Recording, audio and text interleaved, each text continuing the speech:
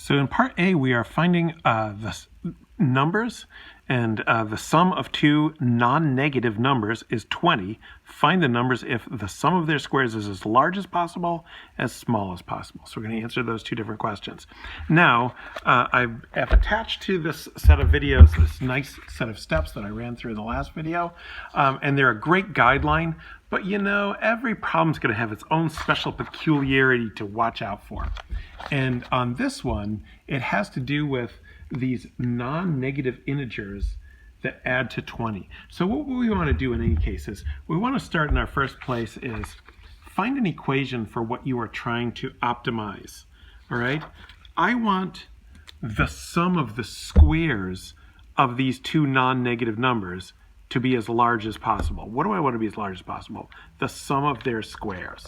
So it seems pretty clear for step one, where I'm trying to find an equation for what I'm trying to optimize, that I should probably call the numbers x and y, and then the sum of their squares is x squared plus y squared. Now here's one thing that trips a lot of people up. We need to have a variable that describes this sum. So I'm going to call it s for sum. You can call it something else if you want. But I have to create this auxiliary variable. I have to create a variable for what I'm trying to optimize, because there's no variable for what I'm trying to optimize. I'm not trying to get the largest value for x. I'm not trying to get the largest value for y. I'm trying to get the largest value for x squared plus y squared. That's a third variable, which we're going to call s. All right, now for part two, it says find an equation relating one or more variables in the problem. So, what it says here is that the sum, so it's going to be in a sentence somewhere, the sum of the two non-negative numbers is 20. So x plus y equals 20. And they're non-negative. All right? So the sum of the two numbers is 20. X plus y equals 20. And they're non-negative numbers. So x is greater than or equal to 0 and y is greater than or equal to 0. So all of this so far is pretty much straightforward following the steps. But here's the tricky part. Since both x and y is positive, we know the smallest x could be is 0, because it's greater than or equal to 0, where L to be equal to 0. But what's the largest that x can be? If x were more than 20, then y would have to be negative, and y can't be negative. So there's a hidden interval here. X has to be in the range 0 to 20, that closed interval. And y has to also be in the range 0 to 20. Now we can solve this problem either for x or for y. Whichever one we pick, we have to realize that we're not just solving an optimum value without an interval. We have an interval, and the interval is closed as endpoints. So that is the trick on this one that doesn't show up in the steps. All right, everything else is straightforward. So number 3 says substitute equation 2 into equation 1. So in order to substitute equation 2 into equation 1, I really should have included this probably in step 2, which is that I need to solve for one of the other of these variables. So I'm going to eliminate one of the variables. Doesn't matter which one. I'm going to eliminate y. So I'm going to solve for y. Y equals 20 minus x. All right. Then I'm going to sub this into this expression up here. So s equals x squared plus 20 minus x squared. That's what it means. Substitute equation 2 into equation 1. So I substitute equation 2 into equation 1. All right. Now I also want to simplify this as much as possible. I also didn't write that in the steps, but sort of implied. Right. So here's simplifying this as much as possible. I guess there's a plus there. Plus x squared, combining like terms. 2x squared. That's 40x. I knew there was something in there. All right, 2x squared minus 40x plus 400. I'm sure your algebraic skills can verify that that's the correct expression. All right, that's my s. So now, and the idea here is to get a single equation in two variables. One equation, two variables, s and x. Otherwise, I can't do step 4, which is find the derivative. So part 4, find the derivative. S prime is equal to 4x minus 40. So I had to have created this auxiliary variable s to represent what I'm maximizing in order to say what is it that I'm taking the derivative of. All right, so s prime of 4x equals 0. Now, set the derivative equal to 0 and solve. So essentially this is finding the critical points. All right, so s prime, which is equal to 4x minus 40, equals 0, so I get x equals 10. All right, then use a derivative test. Verify that you found a maximum or minimum, because in this time, we're looking for both of those things. All right, so for step 6, what should I use? First derivative test, second derivative test.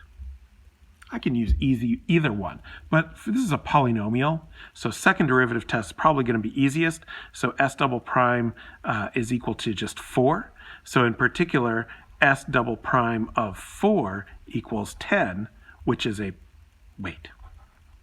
s double prime of 10 is equal to 4, which is positive. So s has a min when x equals 10 by second derivative test. All right, there's my justification for that. All right, so s has a min when x equals 10, but this problem wants me to find when the sum of the squares is as large as possible and as small as possible, and it's on a closed interval. So the sort of extra part that we have to do for this one is to look at basically compare the endpoints of the interval to our critical point. So let's compare critical points and endpoints. We're going to have to classify these maxima and minima. So my critical point is s of 10. And so if I go back to my original function s back up here, I'm going to have 100 plus 100. So 100 plus 100 equals 200. Now what about the endpoints? See, the endpoint is when x equals 0. So what's s of 0? So I'm going to have 0 plus 20 squared, which is 400. And what's going to be s, that's a 10 right there, right? What's s of 20, the other endpoint? So then I'm going to have 20 squared plus 0. So that's going to be 400 plus 0, which is 400. All right, these are my endpoints. This is my critical point. So anytime you have a closed interval, and you're looking for maximum and minimum values, you need to look at critical points and endpoints. And really it says when it's large as possible, as small as possible. This means we're looking for global or absolute maxima and minima. So by comparing the critical points and the endpoints in a chart, I can see that this is our min. It's a global min. And these are our global maxes. So all it remains is to write that up into a sentence. But also, let me look at my steps, because number 7 says, read the question to see if you need to solve for any remaining variables. Because we just solved for x. But the problem says, find the numbers. So I need to find x and y. All right? So let's see if we can put this into a complete answer. All right? When x equals 10, what does y equal? Let's remember that y equals 20 minus x. Okay? Then, and y equals 10, the sum of squares is minimum. Now, by the way, the problem did not ask what that minimum sum was.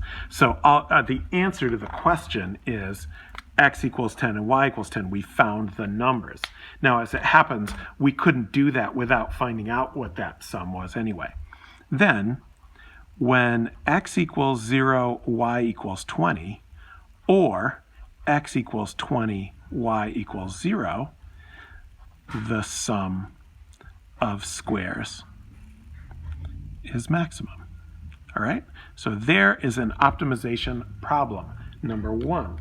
Next up, number 2.